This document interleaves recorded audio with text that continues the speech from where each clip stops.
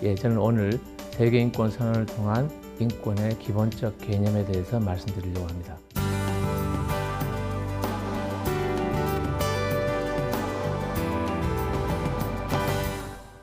많은 분들이 인권하면 약간 자기 이야기만 하고 자기 이익만 주장하고 자기 권리 중심으로 자기 중심적으로만 생각하는 좀 이기적인 어떤 개념이 아닌가라고 하는 질문을 하시는 분들이 계십니다. 근데 세계인권선언에서는 바로 그런 염려를 불식시키기 위해서 29조에 인권은 인권만을, 권리만을 이야기하는 것이 아니라 자기가 공동체에 져야 될 의무도 져야 되는 거다라고 하는 이런 주의사항을 붙여놓고 있습니다. 그 다음에 마지막 30조에서는 예를 들어서 어떤 권리도 남의 인권을 파괴하는 식으로 쓰여져서는 안 된다. 말하자면 쉽게 말해서 표현의 자유가 있다고 쳐도 그것이 무제한적으로 사용돼서 타인의 권리와 자유를 침해하고 해코지하는 식으로 표현의 자유를 써서는 안 된다는 그런 식으로 굉장히 조심스럽게 접근하고 있습니다. 그래서 저는 굉장히 이제 학생들이나 젊은 세대들이 권리를 갖다가 지나치게 권리만 중심으로 이야기할 때 저는 항상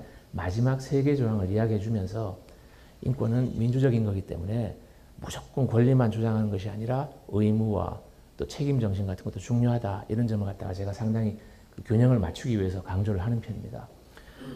선생님께서 가장 잘 아시겠지만 이런 과학기술 발전에 따라서 예를 들어서 생명공학 과학이라든지 또는 로봇 기술이라든지 또는 AI 기술이라든지 오늘도 제가 올 때 뉴스를 보니까 어떤 모 대학에서 이 AI 문제로 전 세계적으로 지금 굉장히 큰 문제가 됐더라고요. 한국에서 개발하고 있는 이 로봇 AI 기술이 전 세계적으로 지금 이렇게 약간 일종의 논쟁거리가 되어 있는 걸 제가 보고 왔는데 하여튼 그런 식의 문제들이 이 세계인권선언에는 문제의식이 조금 희박합니다. 아무래도 그 당시만 해도 과학이 발전하기만 하면 인류가 무조건 행복해질 거라고 하는 일종의 단선적이고 직선적인 역사 발전관을 상정했던 것 같습니다.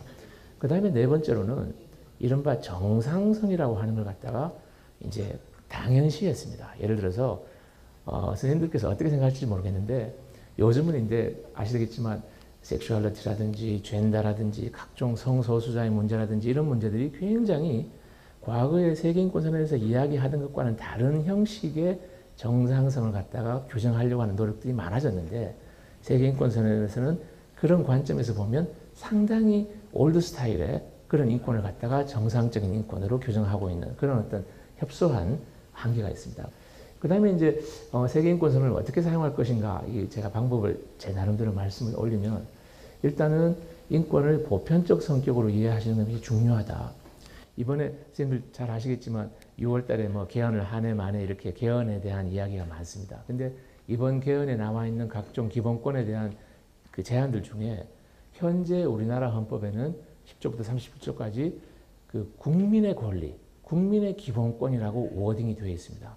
그런데 국민의 권리라고 얘기해버리면 엄밀하게 이야기하면 인권이라기보다는 우리나라 대한민국 국적을 가진 국민들에게만 해당되는 권리가 됩니다. 그래서 이번에 나와 있는 개헌안에 보니까 이 국민의 권리를 바꿔서 인간의 권리 또는 사람의 권리로 바꾸자 이렇게 지금 안이 나와 있습니다. 저는 개인적으로 찬성합니다.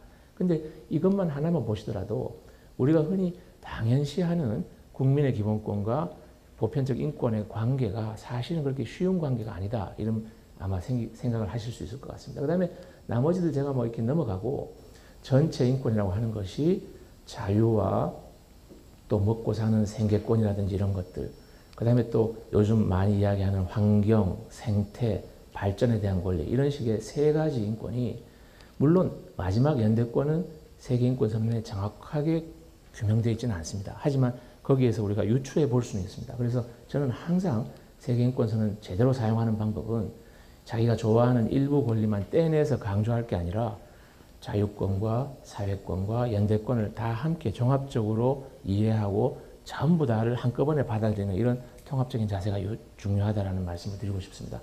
마지막으로 제가 이제 세계인권선언에 27조의 과학기술과 관련해서 나와 있는 조문을 그대로 그냥 원문을 한번 이렇게 적어놨습니다. 그래서 이거 보시면 굉장히 그 당시에 48년 당시에 과학적 진보라고 하는 게 인류에게 얼마나 중요한 혜택과 또 인권을 보장하는 중요한 이 수단이 된다라고 하는 점을 갖다 강조했던 걸 아실 수 있을 것 같습니다. 이 조항은 제가 알기로 그 당시에 유네스코 사무총장을 지내셨던 알도스 헉슬리 경이 아시다시피 과학자 출신이셨어요. 근데 이분이 과학자로서 그 유네스코 사무총장을 하시면서 27조 꼭 넣자라고 해서 만장일치로 들어갔던 규정이라고 제가 알고 있습니다. 그래서 선생님께서도 이 과학기술을 전문으로 하고 계시지만 과학기술의 발전이라고 하는 것이 인권과 전혀 관계없는 것이 아니라 아주 핵심적인 그 일부다라고 하는 그런 어떤 그 생각을 이번 이렇게 한 번 더 되새겨 주시면 감사하겠습니다. 경청해 주셔서 감사합니다. 마치겠습니다.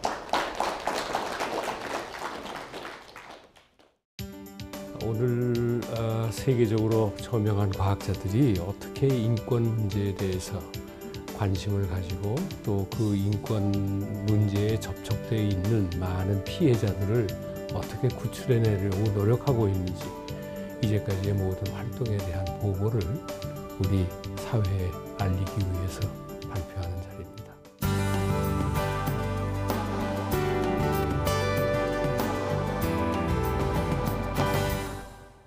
저는 제 발표의 그 중심을 IHRN에 대한 활동을 소개하는 것으로 중심을 잡고 그리고 여러분께 이제까지 이 IHRN이 어떤 활동을 했는가를 말씀드리고자 합니다. 먼저 IHRN을 좀 더 소개시켜 드리면 International Human Rights Network of Academies and Scholarly Societies라고 되어 있습니다. 뭐 우리가 직역을 한다라고 그러면 그냥 학술원과 어떤 학문 학회의 휴먼 라이트 인권을 위한 네트워크이다, 국제 네트워크이다라고 해석할 수 있습니다. 이 모임은 사실상 1993년 처음 창설됐습니다. 그러니까 지금 이제 겨우 25년쯤 됐습니다. 제가 가장 감명 깊게 느꼈던 것은 시리아에서 한번 그 반정부에 대한 정부에 반항하는 어떤 집회가 열리고 있었을 때 이제 많은 부상자가 발생한 사례가 있었습니다. 그래서 그 부상자들이 이제 다 병원으로 후송되고 이제 그랬었는데 정부에서 그거를 치료하지 말아라. 이건 정부에 반항하는 그런 운동이었기 때문에 치료하지 말아라 라고 했을 때 의사가 그럴 수 없다. 그래가지고 그러니까 많은 의사들이 정부의 명령을 듣지 않고 치료를 했습니다. 근데 그 치료한 사람들이 조금씩 없어지기 시작한 거죠. 그 가족이 그것을 추적한 결과 정부 어떤 감옥 같은 데 들어가 있다라는 걸 알아가지고 그거를 이제 그쪽 학회에다가 언급하게 되고 그것이 그쪽에서부터 IHRN으로 올라왔었습니다. 그렇게 해서 굉장히 많은 시간을 이 원로 그 멤버들이 앉아서 논의를 한 후에 편지를 내고 그래서 그때 구금돼 있던 8명의 의사가 풀려난 적이 있었습니다. 모든 과학의 그 뿌리는 당연히 자유에 있고 그 다음에 그런 자유스러운 그 창작력, 상상력이 우리 마음속에 언제나 존재해야 되지요. 그리고 만일 우리가 어떤 꿈을 꾸는 그런 자유를 박탈당한다고 그러면 나무와 같이 우리는 다 시들어 버릴 것입니다. 그래서 그 시든 나무에서 꽃을 기대할 수 없듯이 그런 환경을 우리는 익히 잘 알고 있습니다. 그러나 과학에서 요구되고 있는 그러한 그 환경, 이런 그 자유, 이런 것들이 과학자뿐만 아니라 모든 인류 사회가 누려야 되는 그러한 조건인 것을 우리가 이해해야 될 것입니다. 제 말씀 오늘 여기까지 말씀드리는 것으로 하겠습니다. 경청해 주셔서 감사합니다.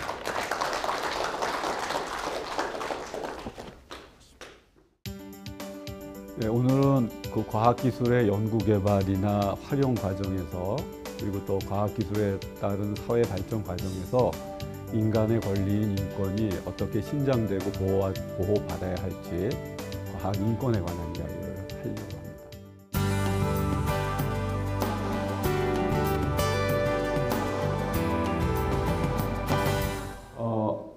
이런 어떤 어떤 문명의 어떤 전환 속에서 많은 사람들이 가지고 있는 과학기술 자체에 대한 인식에도 많은 변화가 있다고 생각을 합니다. 우선 그 헌법 개정과 관련해서도 논란이 됐었던 과학기술을 국민경제 발전의 도구 또는 원동력으로 이렇게 간주했었던 부분들을 좀 더 확대해서 인간의 삶의 질을 전반적으로 바꿀 수 있는 어떤 혁신적인 어떤 역할을 하는 그런 존재로 우리가 이제 새롭게 생각해야 되지 않느냐 하는 그런 인식도 확대가 됐고요.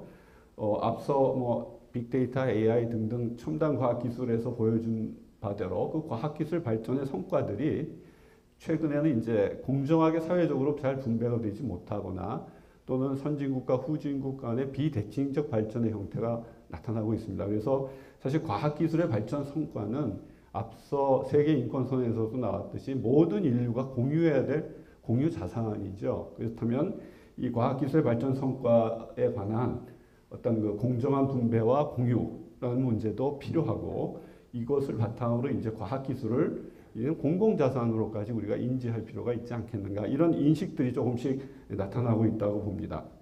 두 번째는 과학기술은 그동안 인류 문명에 큰 기여를 당연히 해왔고요. 한편으로 또 잠재 위험도 있었습니다. 그래서 우리가 개인의 삶의 질을 높이고 인류의 평화, 안전 등등을 증진하는 즉 인권 신장 측면에서의 어떤 부분과 더불어 또 프라이버시 침해나 몇몇 어떤 그 불평등 심화와 같은 인권 침해 측면에서의 어떤 부분들을 동시에 가지고 있어서 과학 인권이라고 한다면 이 두 측면들을 적절하게 신장은 북돋우고 침해 부분은 최소화하는 이런 어떤 과학 안에서의 어떤 지향점들이 있어야 되지 않는가 그런 의식들이 이제 만들어지고 있다고 봅니다. 제가 언급했던 과학 인권에 관한 그런 어떤 내용과 의미의 확장은 사실 오래전부터 있었습니다.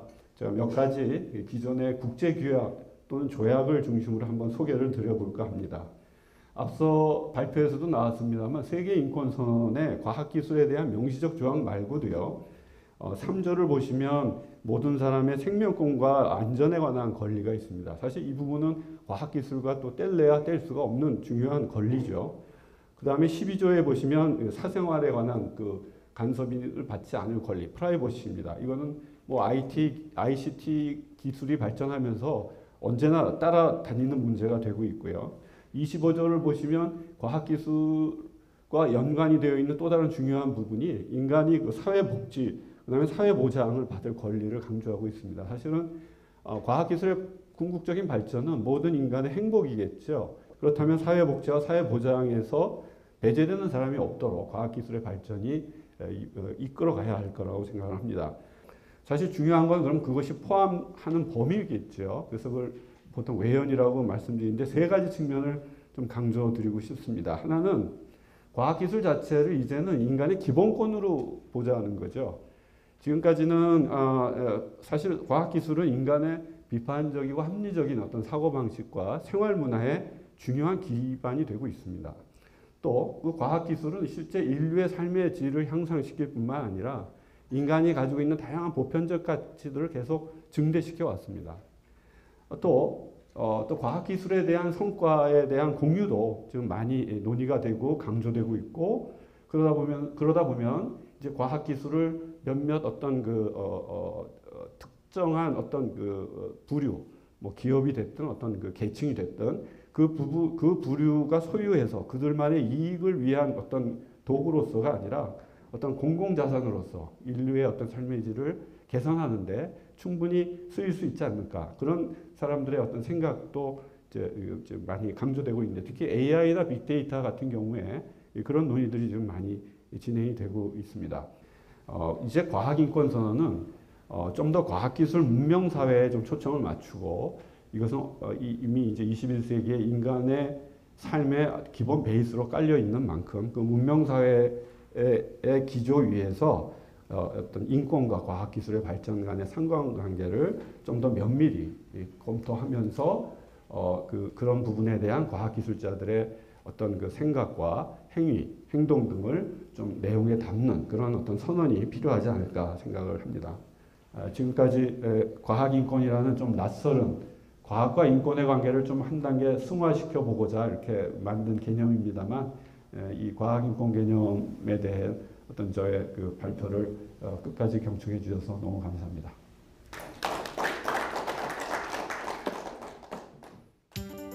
과학기술자들이 가지는 사회적 책무, 또 과학기술자들이 보호받아야 될 인권, 그리고 한림원의 역할, 그런 것을 주제로 제가 자료를 마련해서 말씀을 드릴 예정입니다.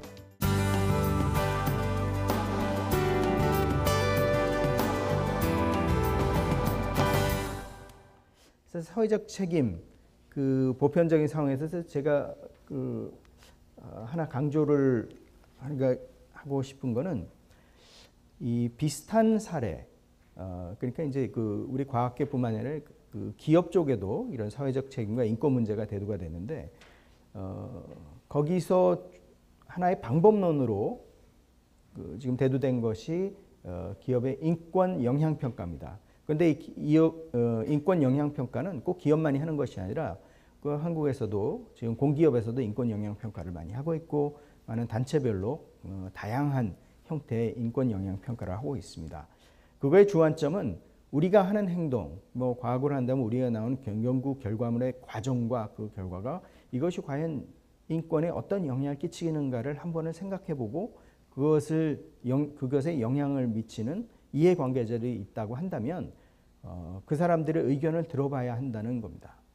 그렇기 때문에 이것의 구체적인 진행 방향이나 그런 것들은 우리가 좀 더 고민을 해봐야 되겠습니다만은 이러한 인권 감수성을 연구자들이 연구를 하는 데 있어서 유입을 시킨다는 것이 중요할 것 같습니다. 뭐 말씀을 안 드리더라도 뭐 비근한 예로 핵폭탄을 만드는데 예를 들어 뭐 AI를 만드는데 아니면은 이것이 어떤 기술이 사이버 해킹에 이용될 수 있다면 그것의 결과, 그것에 나는 파급 효과는 무엇인가 그걸 생각을 해보는 거하고 안 하는 거하고는 천지 차이가 있지 않겠습니까? 그래서 그러한 책임감을 어떤 과정 속의 하나로 넣는 것이 중요하지 않은가 생각을 합니다. 두 번째 영역이 과학기술자 인권보호입니다. 아까 IHRN의 활동 등에 이것에 주안점을 맞추고 있는 것 같은데 거기에 동조를 하는 것이 굉장히 중요하다고 생각을 합니다. 저도.